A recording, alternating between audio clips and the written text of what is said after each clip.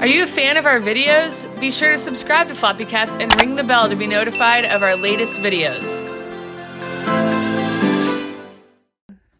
Hi Floppycatters! Today we're doing an assembly video of the Cat Amazing sliders.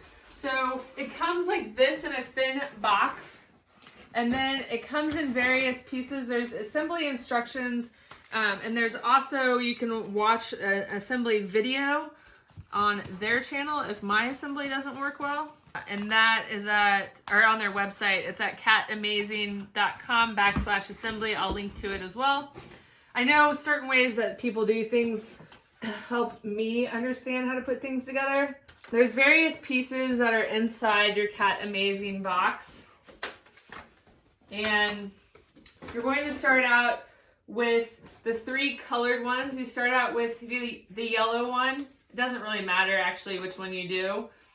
If you've ever put together those like office storage boxes, you have to put them together from a flat cardboard.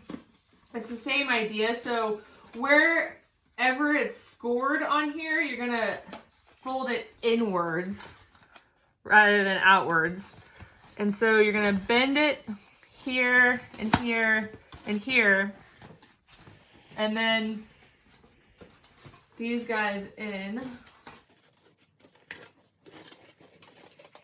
then this takes a little bit of finagling.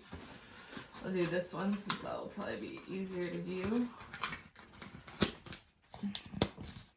And you can, work on making that more perfect as you're putting it together. And this might be a fun project for kids or grandkids if, if they have a cat. This could be a more interactive thing for both them and the cats. So there's the first one. All right, the next step after you've put together the 3 colored ones is to grab the outside. So this is going to be a cube, and these are the outside walls of the cube. And I also already kind of bended everything that was already scored, so hopefully I can put it together a little more quickly so you're not sitting watching this video for 10 minutes. So one side of the cube, 4 sides, is going to have this 3M glue side. So you're going to peel that off, and then you're going to line this up, so like decal to decal, so that it's aligned properly. And then maybe make sure it's glued together by pressing it together. Then the next step is to add the bottom. So you gotta fold all these in, and the way that it's the bottom of the piece is the top has this little cutout. So that's the top. The bottom is this one. It's a little hard to finagle, but not terribly difficult. You can definitely do it with another person if necessary. But this is the second one I've put together. The first one I put together on a hardwood floor, and I think that's what you got to do. Anything that you have give on isn't going to work out. So we're going to move to the floor. Then that gives you the leverage to be able to push down, and you're not going to have that give. And so that's the bottom put together. All right, the next step is to put in this all white insider. So this is going to make it be 2 levels within the cube of the cat treat puzzle. And then you're going to put the side that has no holes on it is going to go on the bottom of the cube, and you're going to put the yellow one in, but with the solid bottom to solid bottom. Then the only other thing that you have to keep in mind is you want to line up these 2 holes with the 2 holes that match that in the cube, which are these 2 here. So that's how you know which side to slide it down in. And this is when I say that it's good for kids. It's a good kind of puzzle for them to figure out as well how to put it all together. All right. Now for the green and the purple, you can just place them in there and that's done. And then lastly, all you have left is to put the lid on. And the lid is much like the bottom. Again, you want to fold over anything that's scored. And then this little cutout in the lid is going to match the little cutout in the cube. I don't really know the best strategy on how to approach putting the lid and the bottom one on, other than I definitely found out from putting the second one together that you want to put it together on a hard surface.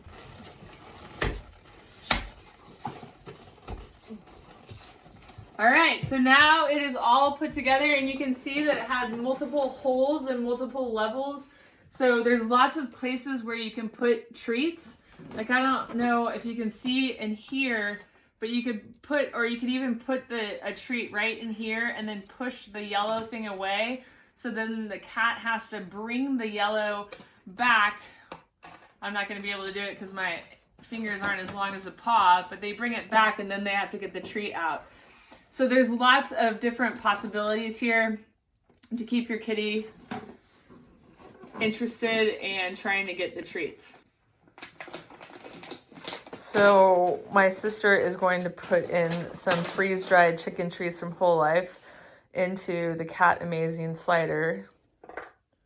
See if her cats will go after it.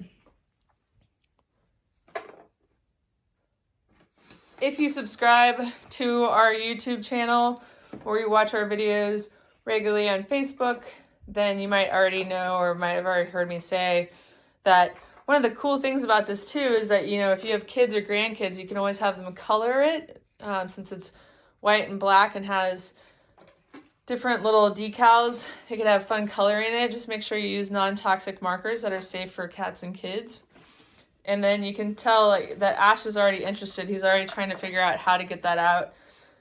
Amy's cat Ash, the one that's sticking his nose into it right now, he has already mastered another puzzle toy. So the only thing so far that I've seen is you probably want to put it on a non-slippery surface too, just to not make the cat crazy. But they could, like, you know, butt it up to a door or my foot like I just did. But maybe even putting sliders or something on the bottom. I'm not really sure. Or slider preventers on the bottom. That's what I'm thinking. What do you guys think? What's in there? Also, if you get one of these and you're like, oh, my cats won't go for it or whatever, one of the things that I've found with cat puzzle toys is if they get aggravated and they don't continue to go for it, you can leave it out overnight and by morning they've got it figured out. If they care, if they're food motivated enough, they will figure it out. And how Amy just put those two pieces on the top is a really smart move as well, because you want the cats to know that there is a treat, that there is something to go for, so that they don't give up an effort. Ash, man, don't get that one. Oh, finally. Good night. That's pretty cute. Yeah, good girl. I do think that this is limited to cats only. I don't think you could do this with a dog. A lot of the dog puzzle toys can be used on cats, but because this is made of cardboard, I do think that you gotta leave it to cats only. And there have been, in my 12 years of doing a Ragdoll cat blog, there have been people that have told me they have really destructive cats. From what I know about Amy's cats and what I know about mine is neither of them are any of them, not neither of them because there's 4 of those, are destructive. So this would be fine for Amy to leave out. For them, her cats have access to her basement all the time and the dog doesn't. So this would be a good place for Amy to leave it. It would be in the basement. I think Tato, her dog, because he likes treats so much, might end up tearing it up trying to get to the treats. Yeah. In a second. Guys, you think? Come here. Yeah, overnight, I feel like both of us would be. Yeah, they'll figure it out. Where did it go? Where did it drop? This is kind of nice too because she is acting more with it than she did with the other puzzle toy. Yeah. And they can almost like do it together. Yeah, they can. It's nice that you have all 4 sides to go from. Yeah. Good kitties. Thank you so much for watching. If you haven't already, please consider subscribing to our free weekly newsletter that goes out on Wednesdays. I'll include a link to it in the About section below. We'll see you next time.